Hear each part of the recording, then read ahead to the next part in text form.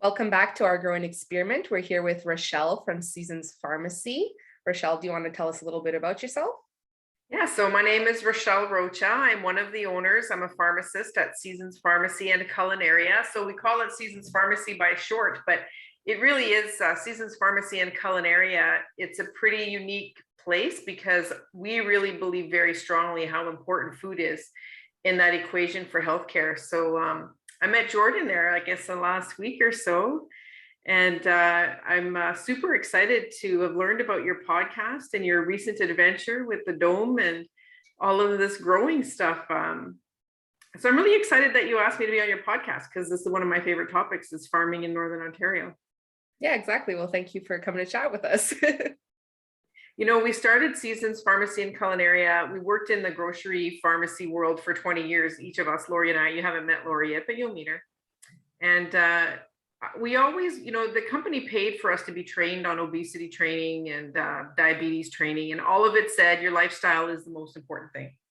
And so we were perplexed then as we're, trying to talk to patients about their medications. They've got cartloads of junk food, and those are not really comfortable conversations to have. They're really uncomfortable because we all love food, and we all love all kinds of food that we know we shouldn't love, but we can't help it. And so when we had the opportunity to open a pharmacy, we didn't want to have any of that food in the store. So we don't have to have an awkward conversation with someone. We can have very open conversations with people and very optimistic conversations and dream building conversations. And one of the most important things to have a healthy conversation around food is to have some available and to meet some local farmers that provide it. And so I'm never going to be a grocery store at Seasons Pharmacy. I'm only going to be a connector of eaters and farmers or producers, because there are farmers and then there are people who turn some of those farm products into other products. So we have, cheese, and we have flour. And so it was really important to us to meet as many local farms as possible and to offer Seasons Pharmacy as kind of, if they have a surplus of something that they can't get rid of and they're done at the market, they can certainly swing by Seasons and we'll buy it and make it available to the people who can't get to the farmer's market, or at least to introduce people to this other farm that just popped up. And it seems to be most of them on the east side of town, but they're all over. Yeah.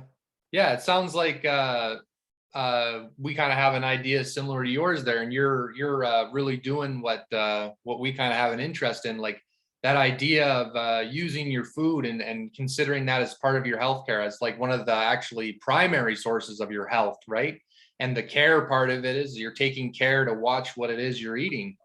And like if you think about, like, say, all the cells in your body, for them to function properly, they got to have the right minerals, the right nutrients, and that kind of thing. And so it totally makes sense that if you want to take care of yourself, if you want to be healthy, if you want your body to be optimum, you have to really put good fuel into it. And so when you study pharmacy, you study a lot of biochemistry. You study a lot of chemistry and biochemistry. So if you think of your body as a giant reactor, you need to give it substrate or ingredients. And so we all heard that saying, you are what you eat, but you really are what you eat, and you are what you eat eats. So if we think about, you might have all the right building blocks.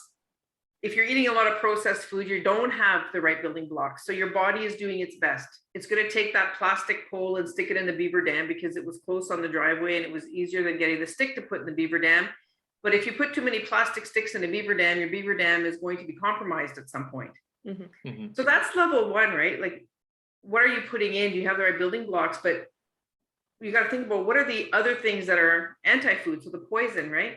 Yeah. So we think about how much glyphosate are we getting sprayed on the crap that we're buying? How many other kinds of poisons? Because, well, we've genetically modified our crops so much that they can tolerate glyphosate so well that the super weeds are coming. Now we got to ramp up the poison. So there's two things to be healthy. There's one, you get the right building blocks. There's number two, remove the poison. Yeah. And it's very difficult sometimes to remove the poison. But if you're growing it in your yard, in your own dome, or if you're growing it from your friend who happens to have enough land and skill to raise chickens and you can afford to buy that chicken from them, you have a fighting chance. You have more of a fighting chance because at least you can control if it's just pure manure or what you're spraying. And my impression from meeting so many young farmers is all the young farmers are not interested in any of this. No, not at all. We're doing this because we are passionate about flavor, and we're passionate about purity, and we're passionate about the quality of life of the creature, whether it's a plant or an animal. Because the plants don't want to live in poison, and the animals don't want to be pumped up with antibiotics and living inside on top of all of their brothers and needing all of these hormones and other kinds of supplements to get them to grow bigger, faster, fatter, cheaper. Mm-hmm. So it requires either time or money. Yep. So you're either going to spend some of your time slogging it in your backyard with your hoe, or you're going to give money to somebody that's willing to do that. Yeah. Well, yeah, it's like someone does have to do the work in there somewhere. And it makes a lot of sense that I think I've heard somewhere before that if you go back, say 80 years or whatever, and you look at what, say, the average household would spend on their food versus what they spend now. And I think it was compared to their healthcare. And the idea was they spent I think 25 or 30% of their whole income on just food. And then they spent very little on their medicine. And now things seem to be sort of inverse, where people spend little on their food and they spend a lot more on their medicine. Because I know when I hear people commonly talking about programs they want the government to support, a lot of them are centered around healthcare. And you have to wonder, is the investment being put in the right place? Like maybe the investment is really on the front end, where you limit the amount of poison you're putting into your body and maximize the amount of nutrients and health making principles of the food that you're eating. And then that way, maybe you don't really have to put in the later end investment. I've had many conversations with France Jelena, who's our MPP, the province's own healthcare. And I live in a small town and I get to know France. I think she's awesome. And I've had a number of conversations with her around the fact that I don't think we're going to solve our healthcare crisis until the agriculture department and the environment department and the medical department. Like, we need the environment, the agriculture, and the health to talk to each other. Like, those three people should have regular quarterly meetings about what are we doing upstream to keep people healthier. I mean, you're not going to make any cogent argument that cancer isn't affected by poison. So that's the environment, and that's health. And you're not going to make a great argument around diabetes. Has nothing to do with how much boxed cereal you're eating. You have to have a conversation around what are our farmers growing, how are we supporting the farmers that are trying to use the least amount of poison possible, and what's the Ministry of Health and the Ministry of the Environment and Agriculture. So anyways, I don't think we're going to get there anytime soon, but if we start talking about it as being the expectation for how we want to structure our society, these are really important conversations to have. And what better demonstrations you have by all the young people choosing to go there? Yeah. All of them, but enough of them to be inspired that there are solutions to be found there. So. Yeah, and it's funny because it does seem to me that a lot of the people who we are coming into contact with are not very far off of our age. And I kind of figured we'd see a little bit of variance, and maybe it's because we find a lot of the people we contact, say, through Instagram, and maybe there's sort of a demographic factor with that as well. Yeah, but sure.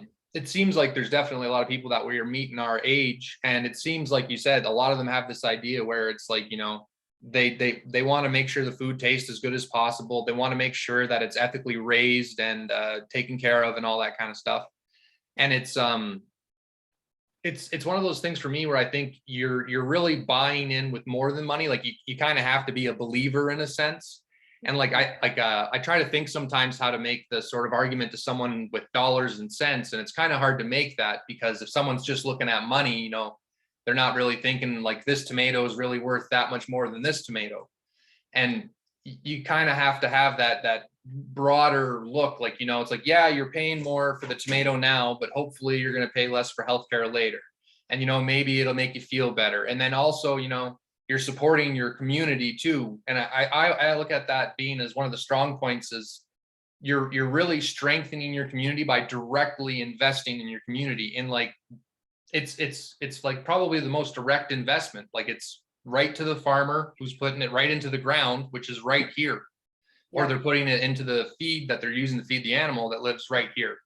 And I always laugh at, we're gonna tax your carbon, right? Mm-hmm. But we're gonna make you ship all your stuff from somewhere else where we can grow it cheaper. But you're not gonna be able to drive a nice car, because we want you to stop your carbon footprint but we're going to fund all of this shipping food everywhere. So why not just grow it here, use manures, use animals on the land, let them produce the manure. Now your fertilizer cycle is right here. Yeah. You know, you don't have to buy fertilizer, which actually comes from diesel or whatever. The oil they pump out of the ground is where we get all of our chemical fertilizers and all of our chemicals. They come from the petroleum industry. Mhm. So we solved a lot of problems by really localizing our agriculture. But there's a couple of other things that we never talked about as a culture. And one of those is the vitality of food, the livingness of food. Mhm. There's recently been some enthusiasm around talking about the microbiome, Mhm. right? What's our microbiome? That's all the bacteria and the viruses and the yeast that live on and in our bodies. And we just think that we're eating for us, but we're also eating for a microbiome.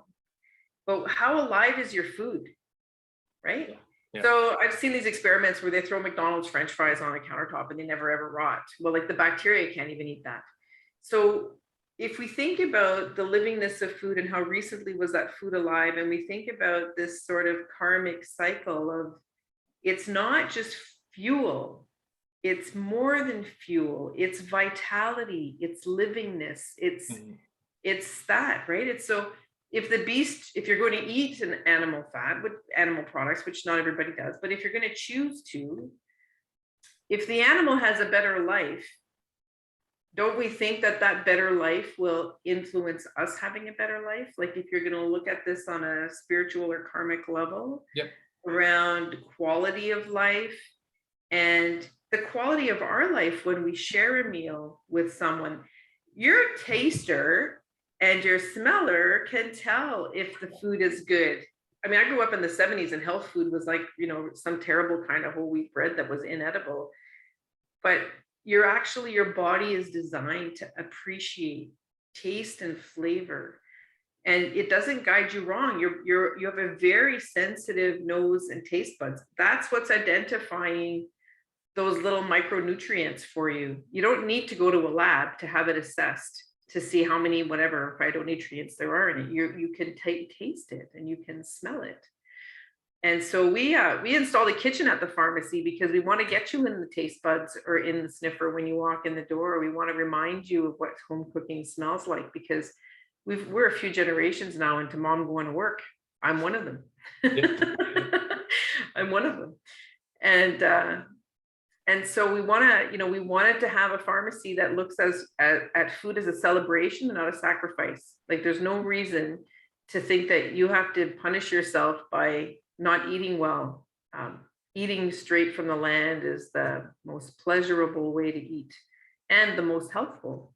So, Yeah, it's the lovely thing about what I love about this idea is it fixes a lot of different problems at one time. And also I like the idea, like I think in our culture right now, we're a little pessimistic about having sort of spiritual ideas attached to anything that's like material, like say food. But to me, like I think your frame of mind matters so much. And I think an example of proof of that is like when you test, say, drugs, you got to have a control group, which is basically someone who gets a placebo. And in some cases where that person thinks they're going to get better, they do get some marker better. Yeah. And so I think if you're going to eat food that you can know is raised in a healthy way, and that animal basically had the best version of life that animal could have, and that, and then you're also getting together with your family, you're eating that life force, like you're saying, like you're getting, it makes more sense to think of it that way to me. Like even if it's not one of those things that you could say prove in a lab somewhere, to me, I don't think that really matters. I think if you think it makes a difference and it like puts meaning into more aspects of your life, I think it makes it way easier to get up in the morning and go to work or whatever, because everything you do when it comes to the food you eat and the way you eat it all has meaning to it, right? And it's attached to people. And I think that's why having a community that's built around this idea of farm and food, like you said, like you're bringing people together, you're breaking bread, you're working with each other, it's just everything about it is just more life-giving, and it's more warm. And the idea, like you said, of having the kitchen and the pharmacy there, that smelling of home cooked meals, like that's the thing that people used to always talk about, like, oh, my grandmother used to make this thing, and you walked in the door and it just smacked you in the face. And people have these warm, cherished memories of that. And it's like, maybe because it's a fast-paced world we live in today, and we've kind of forgot some of that, or we've maybe put values in other places instead of that. But it's like, that to me is like, it's an invigorating way to think. And that's what I hope we can kind of get across when we talk to different people who are embarking on doing this, because really, I think a lot of people are who are fairly smart are going to tell you it's too much work, you can't do it, it doesn't scale, all these different things. And you sort of have to be a fool in a sense. And to be a fool and hopefully land on your feet, you kind of have like a faith that you're doing the right thing. And that's what kind of propels you on through it. Like, and I don't know, I think like what gives me hope about expanding this kind of thing is that every person I talk to that's involved in this space, we can all kind of get around on that idea. And it's like it's an interesting thing too, where you kind of like, you meet more people and then you get another little spark because it's another person in the world that's a little bit like you, and you're not the crazy one. Like, we actually can make a difference. If we believe in ourselves, we can have healthier lives. You know, what's interesting about having the pharmacy is all the really amazing people I've met. And I opened the pharmacy, and Lori and I opened the pharmacy October 2019. The pandemic hits in March. Now that pharmacy is designed to, like, all the shelving units are all on wheels. Like, we designed that space so we could push all the products aside and have a meet the farmer night. In fact, we had a meet the producers night, I think in like December, January, before the pandemic hit, and it was our intention to do that. But I get to meet all of you guys one by one. I never meet all y'all as a group, right? So you don't know that there's 20 others, because where would you ever get a chance to meet them, right? So I love your podcast in that you're going, okay, I found one, I'm going to feature them, I'm going to find another one. And then someday, we're going to have a barbecue outside, and we're going to bring all these characters into the same place, because it's so inspiring when you realize I am not alone beating my head against this wall, digging my garden all by myself, buying a geodesic dome. Like, no, you're not alone. But how much more work could you get done if you were all kind of together, right? Just from feeding your soul of the I'm not alone, or I have a buddy, or I can call somebody for advice. It's really precious times that we're in. And man, as I keep finding people, I'm going to keep sending them your number so you can interview them, because I think this podcast I think it's really, it's brilliant. And you're right. I mean, I've done this, dive down the permaculture wormhole or rabbit hole, here off in Montana. And so I do think that the North does need its own sort of support network, because the climate is different. Our climate is getting better. I'm growing peach trees. They haven't grown anywhere yet, but I'm insisting to myself that I will have the juice of a peach running down my chin here before I'm done. But there are really a lot of techniques that we can use in Northern Ontario. Not all of them need to be inside. I'm growing all kinds of interesting things outside. I had tomato plants taller than me grow by themselves. I don't know, some birds must have planted them. And, we think that we have to do things a certain way. And if we work with nature and watch it happen and talk to other people that are letting nature happen, it's pretty interesting. We maybe don't have to work that hard to get great fruit and vegetables up here. We maybe we've just imagined that we have to go muck out a barn. I was listening to one of your guys talking about the animals living outside, and I'm a summertime farmer mostly. All my animals live outside. I use portable electric fencing. My infrastructure costs are really small. Now I don't want to farm at -30 in the winter, schlepping buckets of water. Like, my life would be easier. I could do it if I had a barn with a pump inside, or running water inside a barn. That changes your world. But if you're hand schlepping stuff, you have to think about where you live. But I met quite a few people. There's a lady, and I can't remember her name right now, but she's raising Mangalitsa pigs and Dexter cattle, and they live outside. Apparently, I'm going to go visit her farm as soon as I get a chance. But there's all kinds of interesting breeds of animals being kept. There's all kinds of different ways of doing it. So it doesn't have to be super expensive. It's going to be time consuming no matter what. But there's a lot of things we can do here, and we have a brilliant culture. I went to California to visit my husband's relatives, and we did a wine tour in Sonoma Valley. So we were visiting these biodynamic farms, vineyards. They were all vineyards because it's wine country. But one of these vineyards had this huge, beautiful kitchen garden as part of the entranceway, you know, the welcome to our farm. And I looked at that garden, and I'm in California, so I'm expecting to see all kinds of things that I can't get here. You know what was in their garden? Absolutely everything that we grow here. Absolutely every single thing. Beans, like, okay, maybe globe artichokes we can't grow here. There was no globe artichokes in that garden. Every single thing I had a variety that was a short season variety that I could grow here. Yeah. Yeah. So it's a lot of stuff that's like that. And it's just like you said, it's a matter of kind of figuring out, like, how does it grow here? How can we get it to grow better here? And like Sudbury City Gardeners, when we were talking to them, they talked about, like, you know, keeping your seeds after your harvest, because like you're keeping the seeds of a plant that grew here, not wherever your plant was grown when they got the seeds that you bought online or whatever. Mhm. And it's like, I'm going to give a plug to very, very soon, in 2 weeks, in fact. CD Sudbury is an organization in Sudbury that does a seed exchange every year. And we're in, I don't know how many years we've done this, but we're affiliated sort of loosely with Seeds of Diversity Canada. So Seeds of Diversity Canada saves, they've got about 3,500 seeds in their collection. They're stored in Georgetown. But they support with educational materials, and there's a really awesome book called How to Save Seeds. It's for $15. It's like the best cost choice. But that's really important, saving your own seeds. Anyways, there is a network. It's called CD Sudbury. February 26th is their day of online learning. And then there will be seeds that are climate adapted, donated to the seed collection.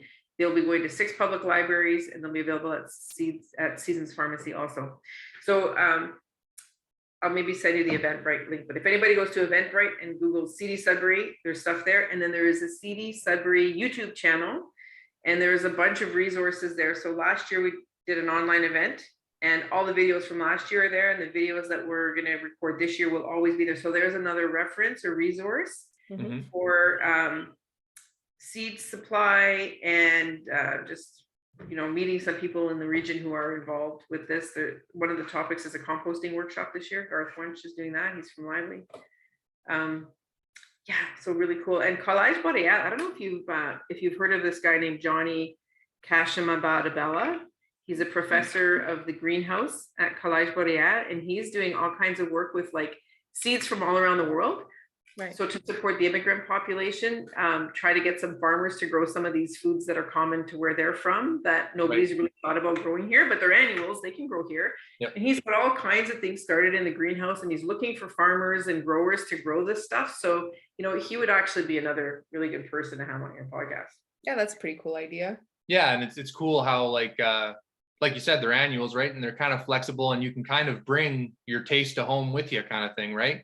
And you can teach the rest of us how to eat some of those things. I don't know, bitter melon, that's not something any of us ever had. Yeah. I think it's what you said. It's really working with nature, right? Not against it. I think if you're working with nature, that stuff is possible. Yeah, well, we kind of, I think, like to really occupy the sort of male archetype in a way where everything's got to be ordered and in rows and this way and that way, and it all has to be like this. And Mother Nature is more like, yeah, you can have your rules and I'll play by some of them, but I'm always going to win in the end. So just let me win. So, you know, the proper thing to do is like, all right, I can add structure. I can sort of manipulate this in some way, but I got to pay attention to what Mother Nature's telling me here when, you know, the plant is stressed out. Okay, I'm doing something wrong here. Or, you know, it's a feedback thing, and it's you have to kind of be there watching it all the time. Yeah. And another sort of side effect I think you get from that is it really just kind of puts you sort of presently where you are, like in your backyard, say, when you're growing stuff. And you're paying attention to how something grows and changes shape. And it's like, it kind of changes your focus, right? Because you have to sort of remember what's going on in the different areas and when you're going to harvest it. And you got to go pay attention to the plants and make sure they're all healthy. And then say, if you start to notice something's wrong with the plant, then you got to start thinking, oh, okay, how do I fix this? Like, especially with us last year, we were kind of the first time really doing it by ourselves. And there was a lot of stuff that we learned where, you know, I kind of thought we could plant a bunch of stuff in an area, and it was like, you know, you can't plant it that tight because they won't breathe right and all that kind of stuff. I'm like, well, we'll see. And of course, all my plants were too close and they got mold. And Learn by doing. I didn't realize if you plant melons and cucumbers next to each other, your melons won't taste very good. And my melons tasted terrible last year. So then somebody said to me, "Oh, you're not supposed to plant them close together." I'm like, I don't remember reading that anywhere, but it must be right because this is not tasting very good. Yeah, exactly. I wonder if that's like plants that sort of have similar flower or similar pollination. If they cross pollinate, maybe that's where the flavor transfers. Or The cross pollination will affect what grows next year, but I have no idea. I need to research that more. But it's fun, right? Yeah. I planted those melons with so much anticipation because I had some previous year a melon this big, but it was like the best tasting melon I ever had in my entire life. Mm-hmm. Same thing like broccoli. Like you buy broccoli at the grocery store, you're like, it's kind of bitter, If you grow a broccoli in your yard, that's going to blow your mind with sweetness. Like I just couldn't believe that broccoli would ever be sweet. It's just lots of things to grow, There's so many things that you can grow. Like ever eat sunflowers right out of the sunflower head? no, but we want to grow sunflowers because they look awesome. They look awesome. And the first time I tried that, I had grown sunflowers with the kids' garden at school. And so we took a huge head out and we just chopped it down. And I said, well, the birds eat this, so it must be good. So let's just try one because I had never tried it. Do you know that sunflower seeds are sweet also? And when you just pick them off the flower head, the shells are super soft. Like you could almost even eat the shells. But they don't need salt. They don't need to be roasted. They're just like, no wonder the birds eat all these. It's like the most delicious thing. So all the kids, well, of course, they had never eaten a flower before or a sunflower, like the adult hadn't. So how would the kids have ever done it? Mm-hmm. But they still, my kids' friends still talk about that one. So remember the time you brought the sunflower to the school? And it was like, yeah, I do remember that because now I eat them all the time. I make sure that when one is ripe before the birds all get to it, I always save some seeds. The ones in the middle, I save as many as I can. And then I sort of cheat at my place. I don't need a shovel very much because I have lots of chickens and I raise pigs in the summer. So the pigs plow the land. So if I get out there early enough in the spring, I don't really have to do much. I just scatter seeds into where the pigs were digging everything up. And then like, it's just amazing how if several weeks later, you have so much beautiful greenery covering up all that mud that the pigs made. And it's like, it's a self-fertilizing system, right? Yeah. I'm trying to reduce my workload too. So I work with pigs and I sometimes do the same with chickens. Chickens can make a pretty good, at the end of the season, you throw some chickens into your garden, they'll rip everything up. And then the snow comes, and in the spring, if you get there first before the weeds, you're going to have a easier time planting. Right. Well, and that's the best kind of labor to get there because they are happy to do it. The pig's happy to go root around and the chicken's happy out there scratching away and picking out whatever they can get out of the ground. And so that just makes perfect sense, right? You're like, oh, you can go out there and break your back, or, you have a couple of pigs, and then also that pig's going to help you out later on when you put them in your freezer, right? Exactly. Yeah. Exactly. Yeah. It's like the thing that really appeals to me about it too, is it's just like, you got to pay a lot more attention. Like, and like, I mean, I think, what people sort of gets people in there at first too, is this idea that you can kind of like do it all, like do the whole thing. Like you can have the pigs, the cows, the chickens, the ducks, the fruit trees, the garden, and do the whole like 9 or whatever. And then once they get kind of doing it, it's like, oh, okay, well, that's way too much, way too many things going on. And they get to sort of a basic core, but then they start building on that with the principles that kind of got them in love with the idea in the first place. And it's like, once you start building those things on there, it's like you can get more done and do less work as you expand. It's sort of kind of counterintuitive. You think it would be the other way, like as you get bigger, you're doing more work. But it's like you kind of set things up small, and then you bring in the animals, which are going to help you do more work, which is going to help you kind of grow in a way. And it's just, you got to kind of know how to work with the cycles of it, I guess. Mm-hmm. Well, you got to play the long game too. Like I have all kinds of animals now. So right now we're raising chickens, turkeys, ducks, pigs, rabbits. But I didn't start with that. I started with the vegetable garden. And then I got a few chickens because I wanted the manure. Then I'm like, this is dumb, but I didn't get them because of the eggs. But after I got them for the manure, I'm like, oh, I have eggs and I have meat. Well, that's kind of nice. Like, I know. But I was so much focused on plants at the beginning because well, because I'm a pharmacist, I was trying to collect every medicinal plant that could grow here and edible plants. Like, and I like all the different stuff. I'm not into monochrome. I want, if there's like green tomatoes and purple tomatoes and yellow tomatoes and orange, like I want one of each or three of each. Like, but yeah, so I started from this plant base, but then I realized that if I don't add any fertility to the soil, I'm just weakening the soil all the time. So having animals really changes the formula around how does your flavor and your size develop. Like it just adds something else. And then I learned about mushrooms. So I don't know if you've met Brittany and Ivan from the Ugly Barn Farm yet, or Yep. Yeah, we or just the talked. guys on Manitoulin Island who have also mushrooms. But so then I started inoculating logs with mushrooms. So they're, they're the north side of your house, which is like cold, shade, whatever. Well, that's perfect for mushrooms. So, as you learn more and as you meet people who sell sort of different stuff, you expand. And so, yeah, you got to play the long game. I know when you first get your property and your farm, you want to have everything. And you can have it all. You just got to wait. Otherwise, you'll burn yourself out. You'll be so exhausted. Your spouse will want you to give up.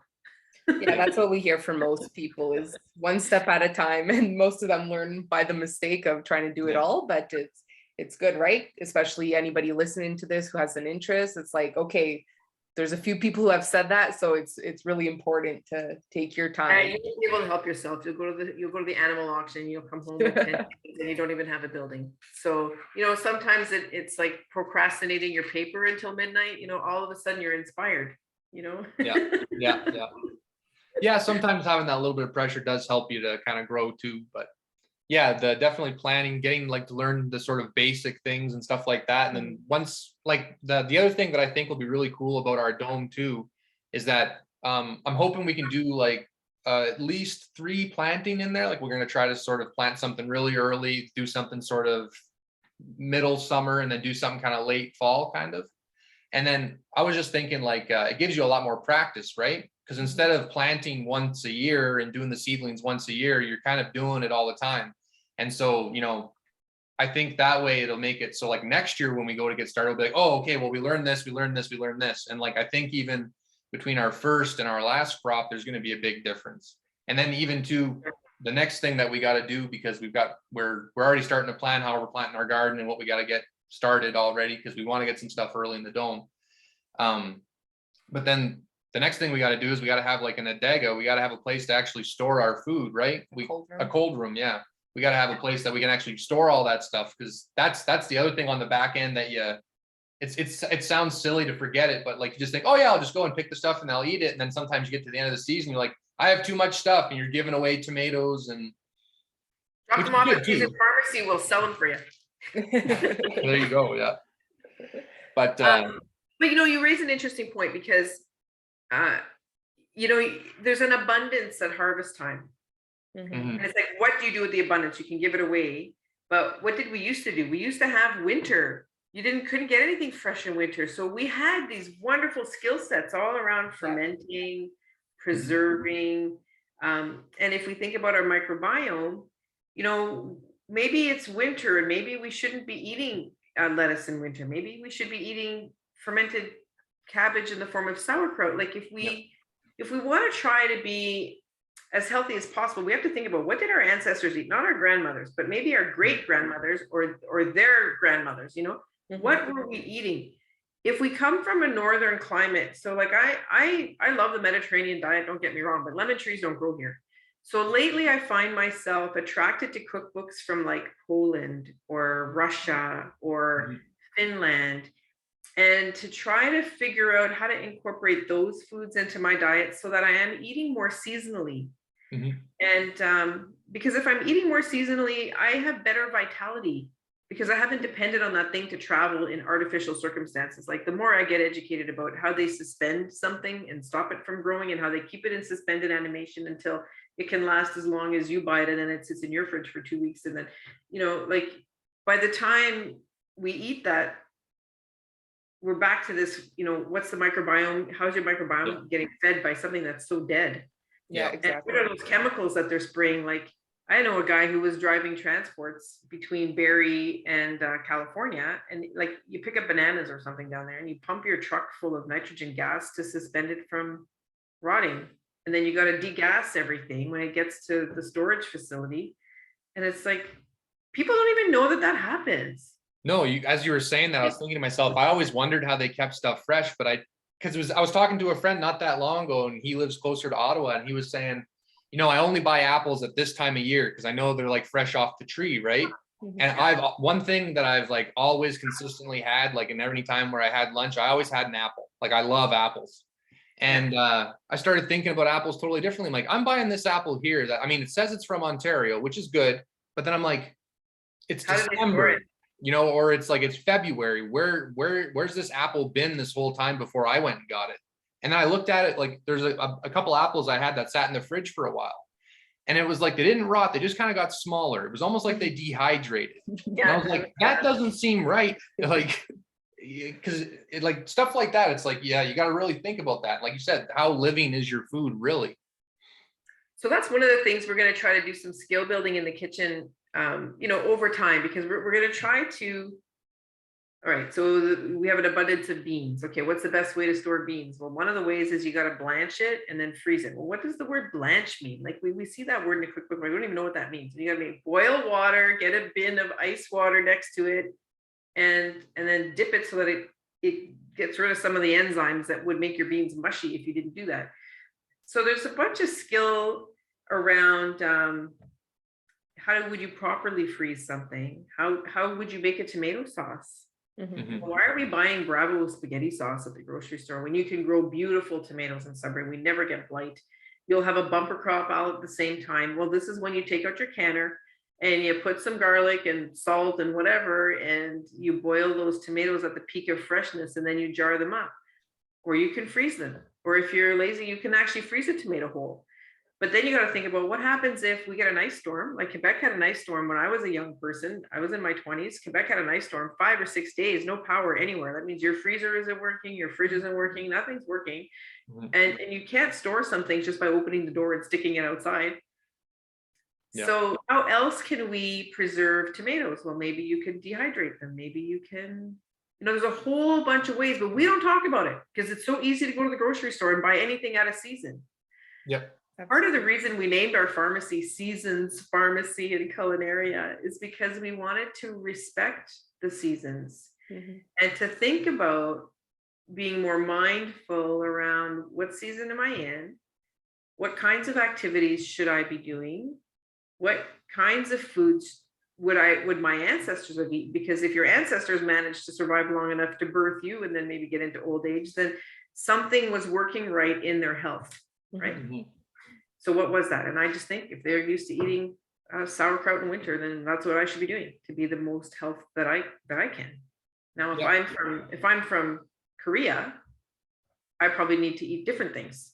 But if I'm from Korea and I'm living in Canada, I don't know, are human beings, I think they're quite adaptable. So maybe whatever you're eating in season where you're at, you need to adapt to be able to do that. So it's like this interesting blend of what's the genetics and what's the environment. I don't know the answer to that, but it sure is fun to think about it.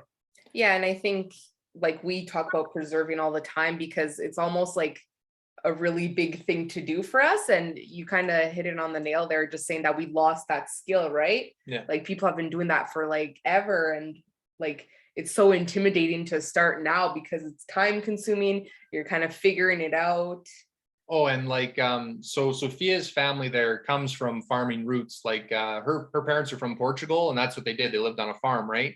And so when we went there was all this different stuff. Like, they had basically a place where they could store all their vegetables during the winter or whatever. And they knew how to make sausage. They knew how to make all these different things. They make their own wine. They grow all their own fruit, which they jar and have that for dessert and all this stuff. It was like everything you ate when you were there came right from the land. And her aunt there, who's getting a little on in age, still does all this stuff though. Like she's still taking care of the garden and eating fresh from the land, natural food and all that. And like I said to Sophia, I never felt better that whole week I was there. And it was funny because I drank coffee, I drank wine, I drank a little whiskey. I hardly even touched water, but I just ate like good food. And I just felt awesome. I mean, we're on vacation, so you're also relaxed, but, and every time I talk to her father about like, different stuff that we're doing, he'll say, oh yeah, we used to do something that was kind of like that. Like I mentioned, because I read this in a permaculture book, it was someone who had basically planted some kind of fruit tree, and then they sort of manicured the tree in a certain way, and then they grew grapes right next to it so that the grapes vined up the tree. And so you could go and harvest both at the same time, and it saved you from having to build posts and run wire every year. And like I was talking about this cool new idea, and he said, oh, my grandfather used to do that. And then we got into doing sort of the thing that people do now with the posts and everything else. But it was like, oh yeah, like there's all these different skills that I think are new. And he's like, oh yeah, we used to do that, or we still do that, and it's just amazing, like the knowledge we've lost, even that's just a one generation kind of drop. Yeah, for me it is. But I mean, because it's like practically speaking, you didn't live on a farm here either, right? Exactly. So there's no real need for it in a sense. But now there is, because we're learning about it again. Yeah, we want to get back. Yeah. It's funny, you and I have a lot in common because my husband is from Portuguese heritage as well. And one of the nice things when you visit other places, it does inspire you that there are, it's not going to be exactly the same, but you can take those principles and apply them here. Right. Mm-hmm. Yeah. When I went to Portugal, I remembered that they were growing a lot of on some of those. Well, we went to the islands, the Azores, and all these volcanic rocks just kind of piled in a scree somewhere. But they would plant the grapes along the lava stone so that they could get more heat, so that they could ripen faster. So I actually have a hill here that against my driveway. It's landscaped with big stones, but there's some areas that are too steep, so we just threw a bunch of rocks there. So I have done exactly that. I've planted some of my grape trees along the bottom of that. And if they ever make it to the top of the hill, I'll figure out what to do with it. But I'm curious to see how those ones growing on the warm rocks are going to do. But that idea came from that visit to Portugal also. So yeah, it's really fun to travel. This is the fun part about traveling, is to go, okay, I'm working on this. Where's the example somewhere else? Or how are they doing it totally differently that I never even thought about? Never even thought about doing it like that. And talking about planting along using the nature too, I mean, sort of related, but not. I think I was seeing a video there where they had these people in Africa, and they were trying to basically grow a garden in the desert. Like they lived in a place that was super inhospitable. And they figured out a way that if they basically like planted in circles, they could kind of build almost like walls from the wind and create these little coves where they could actually start to grow stuff. And then they would kind of grow out from there. And it was almost like they were making an oasis, like in a place that you figured there's not even any soil. And it's funny because nature, she wants to thrive. And so if you give her a chance and you kind of help her out a little bit, and now they're growing stuff in places where you thought you couldn't grow it. And like, that's what kind of I like too about now, is that we have so much access to information, like just because of the internet. And if you're really, really looking, and then also if you get to travel and get to see that kind of stuff firsthand for yourself, it's like, I feel like the task is kind of now figuring out how to blend like the new with the old. It's like a lot of the old ways of doing things was way better, like having the small farms that were feeding everybody and all that kind of stuff. But, they worked really, really hard. And so it's like, how can we figure out a way to work a little less hard, increase our quality of life? And like something that I heard somewhere too, I can't remember where, it was basically the point that up until a couple generations ago, parents trained their kids in the profession they were going to undertake. So think about the amount of time that parents used to spend with their children compared to what it is now. Like, I mean, I grew up in the public school system where it's like you're dropped off at 8 o'clock and you're there till 3, and then mom gets home from work at like 5 and cooks dinner, and dad gets home around that time or whatever too. And then it's like you hardly talk to each other, you go to bed, and then wake up and do it all over again. And you think about the other way, it's like, yeah, they had to work really hard, but it was like you were learning skills, you were learning life lessons, you were out in nature. And think about another thing we do in our culture that's kind of funny. It's like, well, we didn't want to work too hard, so we made all these machines so that we can work at a desk and then go to a place that we pay money to lift weights so that we can exert ourselves. It's like, maybe if we worked with the land and just worked, we wouldn't have to go to the gym, and we'd be healthy because it's working out, and we'd eat healthy food. So it's like, it makes sense all the way through, but it's the original investment of that labor and the time and some know-how, and I guess a little bit of gumption to kind of go for it. It's funny because next door to me, there's an athletic therapist there. And of course, everybody injures themselves. So I'm in there fairly often. And she keeps telling me how strong I am. And I don't really feel like I'm very strong. But you know what? When you get up in the morning and you carry feed bags and you're lifting things and twisting things and building a fence and tearing it down and moving some creature where it's supposed to be, it's like your body builds strength. But two of my kids are actually athletes, Adam and Andrew, and they're hockey players and football players. And the coaches always laugh. They're like, we like those farm boys. Like there aren't many farm boys left, but the farm boys have incredible core strength and endurance. And you can't even compare it, because if you're comparing a farm boy, I say this very lovingly because they're my boys. But it's a different kind of strength in the body. Yep. Comes from being outside, comes from doing things that are not repetitive, right? So yeah, it's like super interesting. It's lots of like dynamic strength, dynamic movements. You're carrying things over long periods of time, and you think like you're carrying heavy things. Like there's actually an event in strongman. It's called the Farmer's Walk, and the whole idea is you carry two big heavy things from one place to another, and it's like there's all that grip strength from working on the farm. There's upper body strength from throwing bales or whatever you're doing. Also, you got to walk everywhere you're going, so your legs are getting a workout. Plus, they're helping you with all your lifting, and you're doing that all day long. And you get a guy who goes to the gym for like an hour or two and he really goes hard. It's like, okay, well, that's good. But like, I played football too. And I played football with a couple of farm boys. There was 4 brothers, I think, that were all in the same family that played on our team. And the eldest there, he was my age. And the guy was built like a bull. And I mean, you just couldn't stop him. It was unbelievable how strong he was. And I think it's part of that growing up like that. And they worked right from the time they were young too. They were out there helping in whatever way they could. And I think something about that too is you learn that you do fit into some sort of a little society unit that way, right? Because like when you're little, it's like I can't do much, but your parents are like, yeah, but you can do something. And then just go and do that little thing you can do, right? And it might be you're picking rocks or whatever, but that little thing makes a difference, and you're a valued member of the community or the family. And it's like some people may think now because they do a little job, it's meaningless or it doesn't mean anything. And maybe it's because what they're doing in whatever industry and at the end of the day isn't as meaningful maybe as tending to your farm and feeding your family. But it's like, I don't know, there's a little lesson in there. Like it kind of teaches you how to be a part of a whole in a way. There's more in what you just said there. That's a very profound observation that you've made. And it's we're suffering in our society from a lot of things, and one of them is that mental illness and isolation. And especially if we're going to talk about the last 2 years of lockdown, I mean, one of the most important things we can do to build community is that find a place where you can fit in. And on any farm, man, there's any kind of a job. This is one of the last thoughts I want to share with you. So I've been having a farm Sunday for the last year, and the year before I had kind of a couple of people who really, they're from the city, and they heard I had a farm, and I just invited them, like, if you want to come out and check these out. And I heard you in your other podcasts, people are very welcoming. You're the pumpkin patch people, and we're both craving it. Those of us in the country that have learned this knowledge, we want to share it.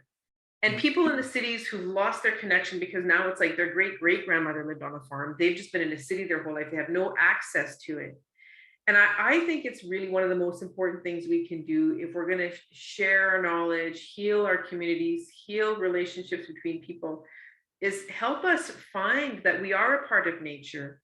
Lots of humans have done a lot of bad things, but listen, we're an animal, we're part of nature. We need to have our bare feet on the earth. We need to breathe the air outside with the sun on our face, with the wind blowing our hair, and watching something grow, and sharing a meal with someone. And even if that meal is, here's a row of peas, look at half of them are ripe, you're only this big, you've reached these ones, I'm tall, I'll get the ones up here. And sharing that, because nothing tastes as beautiful as that. Nothing lasts in your mind like the time you ate that with Granny or your cousin or the new friend you made. But all of these things are like, they're so important, and it gives me so much optimism. We might feel like we're in a bit of dark days right now, but there's so much ahead. Mhm. And connecting all of these farms and city people with country people, and giving people the chance to come out. One of my friends, Gail, she loves Farm Sunday. Gail's an elderly lady and she can't really walk around very much, but so we found a job for Gail. So when we're all out there slogging it, she's getting the meal ready. So we share a meal. Yeah. And sometimes that meal is complicated, sometimes it's very simple, but there's a job for everybody on a farm. Mhm. And more importantly, it's those things. So yeah, we care about our physical body, but we also have to care about our mental energy and our relationships, and bringing everybody along, because it's no fun being out there all by yourself, right? Yeah. It's way more fun if you're going along with other people, even if it's virtually, right? Like these podcasts are still, they're so important for stitching people together and giving people hope. Yeah, So, and like I think that's what we're endeavoring to do too, is figure out a way how to reestablish those links. And I feel like we are getting a little bit of headway with that. And then as we go with this, we'll figure out, how it works out in the real world too. Like we talk about wanting to go and see the other farms and visit with each other and have a real sense of community. And it's kind of funny, like having to learn how to do it when it's something that is so shortly removed from our history. It was the norm for all of time almost until like very, very recently, the last couple hundred years, really. but I think that because it's just in our DNA. Yeah. That's how we crave it. My mother was like, so I started farming, I'm going to say 10 or 12 years ago. When we first started, she was like, so we got you off the farm. We got you educated enough. We got you off the farm, because for her, the farm was like, it was poverty. It was hard work. It was, for us, we have tractors. We can afford to put gas in them. We have chainsaws. We have electric fencing. We have electric water heated buckets, so that if I'm going to bother to, I have to slog myself down there with a bucket of water, it's not going to freeze in 5 minutes. I mean, we have a lot of technology that can assist us. Mike can use his tractor to he dug me a terrace garden. It's all like on tiers. So when it rains, like it can just rain on everything. I don't take a hose out ever. I've never watered my garden in the last, I plant things that can survive that. So I'm just saying, it's in our DNA and we all crave it. If we listened to our inner voice, many of us would hear it calling. Mhm. So it's not that surprising, because we miss it when we Yeah. left it. We miss it. We need it. We know we're not thriving the way we could and should. We just know it. That's why so many people are attracted. I was at a Seeds of Diversity board meeting in Montreal 3 years ago, just before the pandemic hit November. And we were at these seed saving farm things. And I was the old lady in the room in Montreal, because I met all kinds of young people that were farming. And I've lived in Sudbury my entire life. And I thought when I came back here, boy, Quebec's really got it figured out. And they're lucky. Their Ministry of Agriculture is investing in young people. And they had like this farm to table stuff that the ministries were funding. And I was so excited when I came back from Montreal. But I can tell you today, I'm sitting here, I've been watching your podcast, the last few, like on speed for the last, couple of hours, because I just discovered them.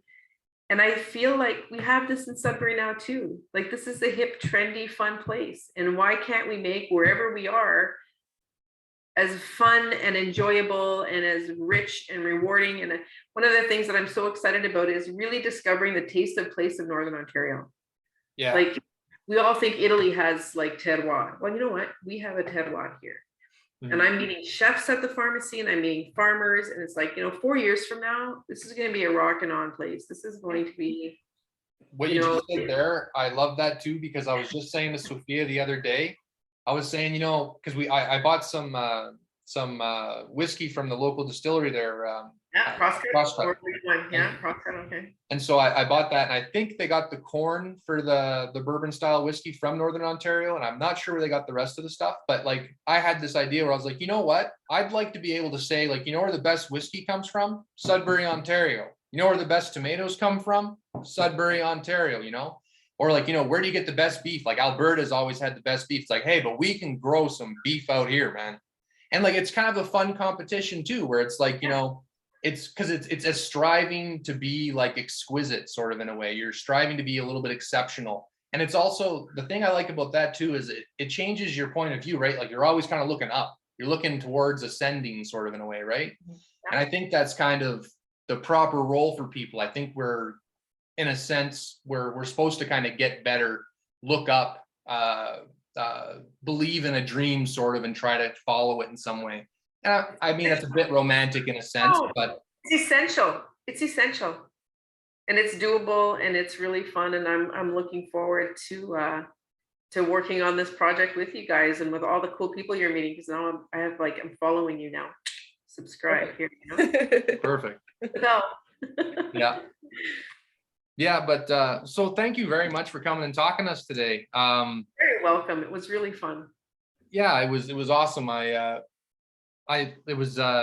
And it was really nice to hear too that it sounds like we are kind of getting across what our intent is, and that people are getting something out of what we're trying to do here.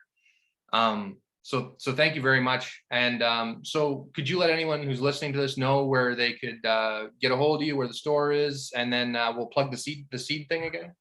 Okay, perfect. So the pharmacy is called Seasons Pharmacy and Culinaria. My name is Rochelle Rocha, and my business partner is Lori Pennell. We're at 815 Lawrence Street. So if you're driving from the west side, Highway 17 from Sault Ste. Marie into Sudbury, we're the first pharmacy you get into when you get into Sudbury. We're at Martindale Road and Lawrence Street. CD Sudbury is an event that is occurring on Saturday, February 26th. So that's in 2 weekends from now. There's an Eventbrite. If you go to Eventbrite and you search CD Sudbury Eventbrite 2022, it'll pop right up. It's free registration. It'll start at 9:45 in the morning. We have 2 cooking demonstrations. One is how to make seedy crackers. One is how to sprout seeds so that in the middle of winter, you can eat something green and vital. There's a panel discussion with some Indigenous seed keepers. And there's Bob Wildfong from Seeds of Diversity is going to have a conversation around how to save seeds in your garden. Johnny Kashima Badabella from the College Boreal is going to talk about his the biodiversity of seed crops. Garth Wunsch is talking about composting, so some composting tips. He's from Lively. And then at the end, we have a bunch of seed sellers. So Peggy from Three Forks Farm, Heidi Eisenhower, who's doing wildflower seeds, and Jenny Fortier's got is not participating actively, but she's got some information about her seed company out here in Whitefish. Phil Beauchamp, who does hardy fruit trees that are climate adapted to Northern Ontario, so he'll be speaking. There's a lady named Tapreen Baldo. She's from Montreal and is a seed saver. She's going to provide some tips on saving biennial seeds, so things like carrots, something that you have to keep alive through the winter, and then the next year it produces seeds. I probably missed somebody, but the agenda is very clear on Eventbrite. Each of 6 public libraries will have a box of seeds, and Seasons Pharmacy will also have a box of seeds. So we're taking donations to support the committee's work, and also to preserve a varietal of, it's a pole bean this year called Red Star Pole Bean. So we need to give them $250, and they save that seed in perpetuity, which means they just get people to grow it out so that it doesn't die off. Yeah, so anyways, seeds will be available. We're taking donations for seeds, and we're encouraging people to learn how to save seeds, bring them to the collection next year for redistribution. We're trying to teach people how to save seeds, preserve those rare varietals. Don't let Monsanto own all of our food supply, from the seeds to everything. So, I mean, this requires all of our work to save our own seeds that grow well in Northern Ontario. So it's gonna be fun. Yeah, for sure. We're looking forward to it. Yeah, it sounds awesome. Thank you very All much. right. All right, Thank you. Have a great day. You too. Bye. Bye.